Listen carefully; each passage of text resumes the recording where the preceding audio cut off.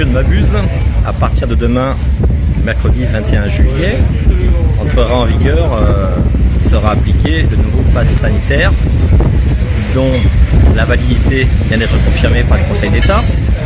Nouveau pass sanitaire qui a été mis en place par Emmanuel Macron et dont la validité, bien qu'elle soit officiellement confirmée, pose quand même question. Cela pose question sur le fondement même de la liberté en tant que droit inaliénable et absolu de tout un chacun dans sa capacité à se déplacer, où qu'il en ait envie, et dans sa non-restriction à être de force ou de contrainte bloqué à quelque endroit que ce soit ou assigné à domicile. Mais bon, les autres autorités juridictionnelles et administratives ont acté que les mesures coercitives mises en place n'étaient pas du tout liberticides et que donc il fallait les prendre telles quelles. Toujours est-il que devant ce climat un petit peu de terreur, de pression que certains, j'imagine, attendent avec impatience pour se donner l'impression, l'illusion que leur liberté, leur sécurité n'est pas mise à mal et est protégée, malgré ces restrictions qui me semblent un peu pesantes pour ma part, pour un bon nombre de personnes qui ont manifesté, qui ont défilé ces derniers jours sur tout le territoire.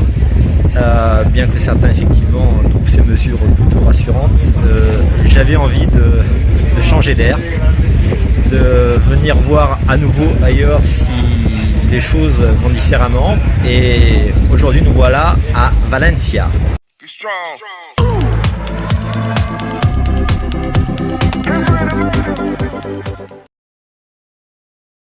En Espagne, à peu près 5 heures de la frontière. Vous avez derrière moi la mer, ok. Vous avez, je suis sur une terrasse, donc vous avez les gens qui, les touristes ne sont pas spécialement présents, on ne peut pas dire qu'il y ait foule, mais une chose est sûre, les gens sont quand même beaucoup plus détendus, On n'a pas, pour l'instant, et depuis plusieurs semaines déjà, ce climat de terreur qui sévit en permanence. Ce climat de restriction absolue. Les gens à nouveau sont dans la rue pour la plupart sans les masques. Bien entendu dans les lieux publics on a toujours l'obligation en rentrant dans les centres commerciaux, dans les bars, tant qu'on n'est pas attablé, on a l'obligation de mettre la mascarette, mais une fois attablé on a le droit de l'enlever. Et quand on est sur le trottoir, on n'a plus depuis à peu près un mois l'obligation de mettre la mascarette. Alors je suis venu passer un moment ici tout simplement parce que effectivement je trouvais trop pesant l'atmosphère qu'il y a en ce moment sur le territoire français, qu'on a des tensions policières, des sanctions qui vont être appliquées dès demain. Il y a une grosse tension parmi la population entre les pro-vaccins, les anti-vaccins, entre ceux qui sont convaincus des bienfaits des restrictions, ceux qui y sont totalement opposés. Et il y aurait beaucoup à dire sur les privations de liberté, sur à l'inverse le fait de ne pas mettre en danger la vie d'autrui. Mais toujours est-il que trop d'impôts tue l'impôt, trop de restrictions tue l'efficacité des restrictions, et à ce jour, au-delà même du débat qui consiste à dire si oui ou non les vaccins sont efficaces, malgré le nombre de cas de personnes déjà vaccinées et qui continuent malgré tout de contracter le virus, au-delà du fait que depuis hier justement le Royaume-Uni a aboli quasi toute forme de restriction par manque justement d'efficacité, au-delà du fait que dans d'autres pays comme je crois que c'est la Finlande ou la Suède, je ne sais plus, on n'a presque pas appliqué de mesures restrictives en termes sanitaires, sur le plan sanitaire, et que du coup ils ont des résultats qui sont bien meilleurs que ce qui n'a été appliqué dans l'Europe du Sud, telle que la France ou l'Espagne justement, puisqu'on est en Espagne. Donc, enfin bon, et au-delà même du thème de savoir si on peut faire obliger, contraindre des gens à s'inoculer, à s'injecter dans le corps des substances qu'ils n'ont pas envie de prendre. on est en plein délire. On n'a jamais connu ça dans l'histoire de l'humanité. Ce sera un débat vain que de chercher à mettre d'accord ceux qui sont pour, ceux qui sont contre. Il y a tellement d'intérêts économiques en jeu, tellement de puissances financières qui sont derrière tout ça. On peut très bien et rapidement basculer du côté de ceux qu'on catalogue de négationnistes, complotistes, négativistes, tout ce que vous voudrez. Et puis d'un autre côté, il y aura les pro-mesures sanitaires qui ne cessent de clamer qu'il faut agir dans l'intérêt du bien commun, qu'il faut être altruiste, qu'il ne faut pas être égoïste, qu'il faut accepter certaines contraintes, voire certaines coercitions afin de sauver le bien commun et l'ensemble de la population devant cette pandémie exceptionnelle. Car comme vous voyez effectivement, il est évident que toute la population est contaminée, que l'Europe elle est submergée par un fléau de virus. Le propos n'est pas là. Moi je plantais un peu le contexte pour expliquer les raisons pour lesquelles je me retrouve là aujourd'hui. Un petit peu d'air frais. Et pour nous, parce qu'on est juste face à la plage, je pense que c'est difficile de faire mieux. Certes on n'est pas vers nous, certes on n'est pas à Saint-Barthélemy, certes on n'est pas à l'autre bout du monde, on est à 2 pas de chez nous, on est à 2 pas de la frontière, enfin à quelques heures en l'occurrence, à 4-5 heures. Et aujourd'hui je m'offre un luxe qui n'est pas très habituel, je m'offre, on va le voir, je m'offre une coupe de glace, voilà, pour 6 €. Je m'offre un petit luxe que je m'offre 1 à 2 fois par mois, puisque j'ai des moyens qui sont relativement limités, mais bon, ça ne m'empêche pas d'apprécier les bonnes choses de la vie et de me dire que si je ne vis pas aujourd'hui, de toute façon, on ne sait pas de quoi sera fait demain et si on pourra encore justement, si on sera encore là à temps pour profiter de ces petits plaisirs du quotidien. Donc voilà, petit plaisir qui me coûte la bagatelle en bord de plage vous allez le voir, de 6,50 €, d'accord. Donc c'est un petit plaisir qui n'est pas franchement excessif, même si ça reste voilà, quelque chose qui n'est pas non plus essentiel dans la vie de tous les jours. Mais disons que passer un bon moment en terrasse face à la mer avec des gens qui sont pas du tout stressés, qui profitent de leur après-midi ensoleillé, je dirais qu'on peut difficilement demander mieux en restant dans la simplicité. Bon alors voilà, maintenant que le décor est planté, je tombe les lunettes et puis on va attaquer les choses sérieuses. Donc pourquoi cette vidéo? Cette vidéo tout simplement parce que cela fait 4 ans que je suis régulièrement ici en Espagne. Et donc j'ai appris à connaître un petit peu le mode de fonctionnement des Espagnols, de la vie ici. Et bon, pour des raisons qui sont purement personnelles, et qu'aujourd'hui à nouveau j'y suis. Et que j'avais envie tout simplement de partager avec vous un style de vie qui est à 2 pas de chez nous, enfin à 2 pas de la France, où les gens, bien que voisins, vivent de manière relativement différente et avec finalement une perception de la vie, surtout en cette période effectivement de mesures très controversées, où les gens vivent avec une vision de la vie relativement différente. De là à dire qu'ils sont plus heureux, moins heureux, ça chacun appréciera, c'est pas moi de juger. Chacun se fera sa propre idée, moi, mais le plaisir est là quand même. Donc en fait le propos, c'est de vous dire que depuis 4 ans que très régulièrement je viens ici, pour différentes raisons, comme je l'ai indiqué. Je me suis rendu compte qu'il y a une grande communauté francophone, surtout à Madrid et à Barcelone, que certains viennent pour les études, d'autres pour le travail, d'autres pour le tourisme, certains pour la retraite, mais qu'au final, une grande partie de ces Français qui viennent ici s'en vont aussi. Hein. Pourquoi ils s'en vont? Parce que, pour plusieurs raisons.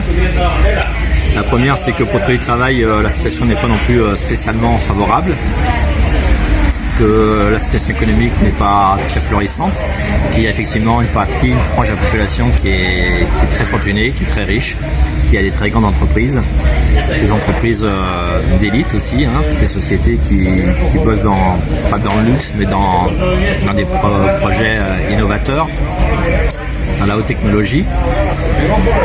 Mais il y a aussi ce que moi je qualifierais d'un grand esclavagisme, même en 2020-2021, dans beaucoup d'emplois qui sont les emplois précaires. Et c'est vrai qu'ici le droit du travail n'est pas spécialement bien appliqué, bien respecté, et la majorité des gens considèrent que c'est normal. C'est normal de faire des efforts, des sacrifices afin de garder ce qu'ils appellent la feine, afin de garder leur travail. Donc la situation économique professionnelle n'est pas forcément florissante, n'est pas forcément évidente, ce qui explique pourquoi certains Français ne restent pas. Ensuite, venir ici sans du tout maîtriser la langue pour s'adapter, pour s'intégrer, ce n'est pas du tout évident. Il faut vraiment venir en ayant un minimum de base linguistique si vous voulez échanger, si vous voulez partager avec les locaux. Et ensuite, beaucoup de ces étrangers qui viennent s'installer en Espagne viennent surtout s'installer dans les grandes villes comme Barcelone et Madrid, en pensant que la vie est moins chère, que tout sera rose. Et en fait, ils se retrouvent confrontés au même problème qu'on a dans d'autres grandes capitales européennes et françaises. C'est-à-dire que le coût d'immobilier est relativement cher, le coût de la vie est très cher aussi. Si l'on veut avoir une vie un petit peu active, c'est-à-dire aller dans les bars, les restaurants, même si ça reste comme relativement cher qu'en France, aller ce n'est plus le cas, mais aller dans les lieux publics pour faire des visites, participer à des manifestations, sortir le week-end, que donc tout cela a un coût et que si votre salaire ne vous permet pas de profiter pleinement de ces activités-là, finalement vous serez bloqué comme dans votre pays d'origine. Effectivement, il y a des choses qui dans l'absolu seront moins chères, mais il y a des choses qui sont beaucoup plus chères. Donc j'ai commencé à mettre en place un blog dans lequel je ferai un lien vers les différentes vidéos que je vais faire au fur et à mesure sur le quotidien de la vie espagnole. J'ai déjà fait certaines vidéos depuis 4 ans que j'en réserve, que pour l'instant je n'ai pas encore bossé parce que pour l'instant le projet de chaîne n'avait pas vraiment mûri, ce n'était pas trop le moment, mais bon, face à la conjoncture, face aux événements actuels qui ont lieu, surtout face à la poussée d'acné qu'a eu notre cher Emmanuel Macron, je me dis que vraiment c'est le moment de faire partager une vision différente de la vie à 2 pas de chez nous, et peut-être de donner envie justement à certains francophones de venir tenter pendant un temps, même si ce n'est que pendant quelques mois, tenter une aventure différente. Cela suppose effectivement un peu de préparation en amont, cela suppose une partie administrative pour savoir et pouvoir s'installer, avoir un logement, avoir éventuellement un travail ou venir avec un minimum de ressources, parce qu'on ne vient pas comme ça sans rien. Ce serait illusoire de se dire on est en Europe, on est un pays voisin et hop je prends le sac à dos et j'y vais. Non, ça se passe pas comme ça. Ce serait très facile, je pourrais vous faire rêver en disant regardez j'ai la plage, même si c'est pas les Bahamas, je suis à la terrasse, je me prends une glace, la vie est comme ça tous les jours, c'est génial. Non, il faut quand même trouver des subsides pour vivre, il faut quand même avoir un minimum de ressources, les ressources sont pas inépuisables, il y a un moment où si vous ne faites pas le nécessaire il n'y en a plus. Et sans ressources, sans moyens, sans la langue, sans les autorisations administratives pour se loger, pour travailler, pour s'intégrer, pour partager, c'est mission impossible. Il faut être réaliste, ou alors vous serez condamné à être un nomade, mais si aujourd'hui le terme nomade est en mode, car il y a beaucoup de personnes qui sont nomades mais qui sont totalement économiquement et financièrement indépendantes et que c'est un choix de vie, et je la respecte et je crois que c'est un choix qui de plus en plus va être à la mode parce que de plus en plus de gens se rendent compte qu'ils doivent se désaliéner du système qu'on nous propose depuis plus de 50 ans. Il ne faut pas non plus confondre nomadisme, bien vécu, car choisi et car utilisé pour profiter correctement de son temps, pour faire des choses qu'on n'aurait pas le lieu de faire le temps ou l'occasion de faire autrement.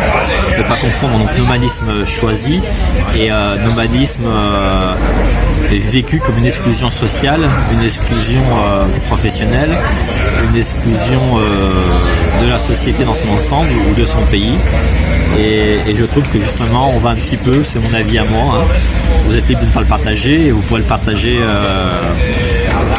en étayant vos arguments pour ou contre dans les commentaires sont là pour ça, mais je trouve qu'on va justement vers une exclusion du lien social, de la solidarité dans son ensemble en montant les vaccinés contre les non vaccinés, en montant les tout sécuritaires contre les gens qui veulent garder un minimum de libre arbitre, en montant les gens qui malheureusement ont été infectés par ce virus et les proches de ceux qui en sont décédés, contre tous les autres qui souffrent de beaucoup d'autres maladies tels que le cancer, le tabagisme, les accidents de la route, la pollution, j'en passe et des meilleurs, qui eux sont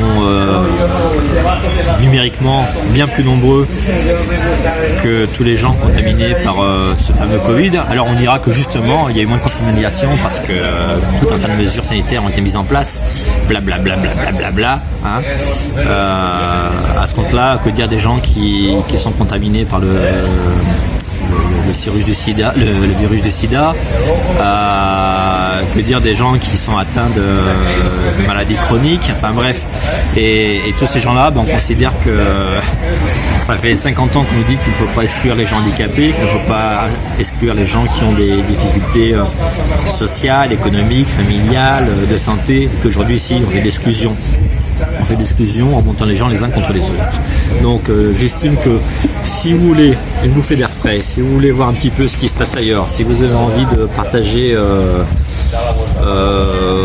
vos envies, vos objectifs, vos illusions, hein, ça peut être des illusions tout simplement, tant qu'on ne passe pas à la réalité. Si vous avez envie de parler un petit peu d'autre chose en faisant à chaque fois un lien avec l'Espagne, avec le mode de vie à l'espagnol, avec vos projections sur le pays qu'est l'Espagne. Donc je vais essayer au travers des différentes vidéos que je vais faire de vous donner quelques éléments de réponse et de vous permettre de participer, chacun avec ses moyens. Et bien entendu, plus il y aura de personnes qui seront abonnées à cette chaîne, si toutefois cette chaîne présente un peu d'intérêt, car bien entendu ce n'est pas là le seul. S'il y a un certain nombre de gens qui s'abonnent, cela effectivement me motivera à mettre en place les vidéos que j'ai déjà faites, à en faire des nouvelles, et peut-être à former une petite communauté de gens qui aspirent à vivre d'autres choses autrement, tout en étant relativement proche de l'endroit où ils sont ou à quelques heures seulement.